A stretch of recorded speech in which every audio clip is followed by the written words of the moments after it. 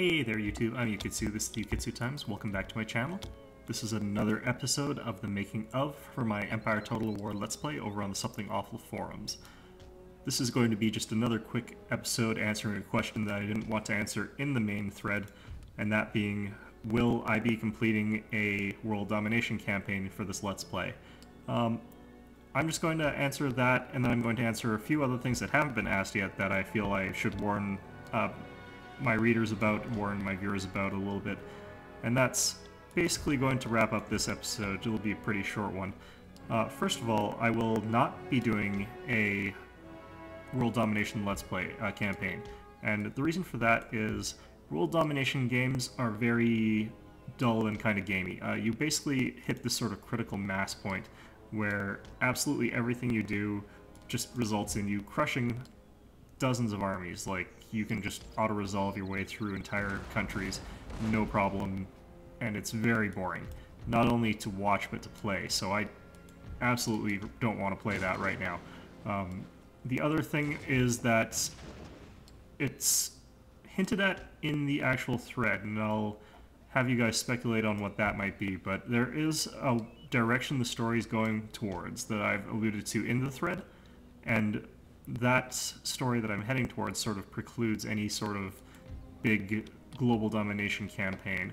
There are some other reasons why I didn't want to do a global domination one. Part of it is also because I sort of wanted to emulate the kind of rise and fall feel of empires that you typically hear about in history programs. For example, Rome, you'll hear about its ascension to a dominant global superpower, but then you'll also hear about their fall. And while I'm not necessarily going to say that the Dutch are going to collapse in on themselves or become anything like the Romans in that respect, I do want this to be a little bit more like the way a real empire, like a Napoleon or a Caesar or anything like that, would forge an empire that would then fail. And that's what I'm aiming for here. So that will be one of the reasons why I'm not doing that. The other reason, of course, is that, as I mentioned, the gameplay is dull in a Let's Play of that nature. And just to talk about something on that topic, this is going to come up for the next few episodes of my Let's Play. In fact, it's going to come up for the last volley of updates, all 20 of them or what have you. And that's that I am currently in a very strong position. I am in that position where I could theoretically just take over the world without really any sort of effort on my part. And for that to sort of stop, I might have to either throw some battles or I might have to otherwise sort of manipulate the AI. And I've already been manipulating the AI in several cases, but I haven't really been manipulating the battle results all that much. There are a few cases in battles where it's like so rainy that I can't see without the flags turned on, or where taking screen captures has disrupted my play so much that I just basically had all my units die. But other than that, I've essentially been playing the battles as they've been unfolding. There are also other times where I have to redo a battle 3 or 4 times to get enough screen captures. So in that sort of respect, you know, you could expect to have seen that sort of thing before. This is going to be a bit more extreme. At this point, I might have to start just deliberately either throwing battles, or I might have to start, you know, declaring war on people and then saying that was actually justifiable through whatever means, even though it was totally nonsense for me to end up going to war with them, because, you know, currently, for instance, Sweden doesn't want to go to war with me. I don't want to go to war with Sweden, but if I were at war with them, it would significantly make the game more difficult for myself. And that's sort of throwing the battle outside of the battle map. It's throwing the overall campaign. I can do that as well. And basically, if I do that sort of stuff, it'll let me prolong the campaign out to the 50 turns that I want it to.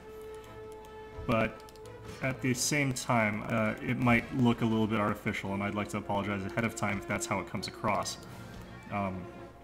Ideally, I'll be able to figure out ways to make it very organic, but I can't guarantee that at the current time.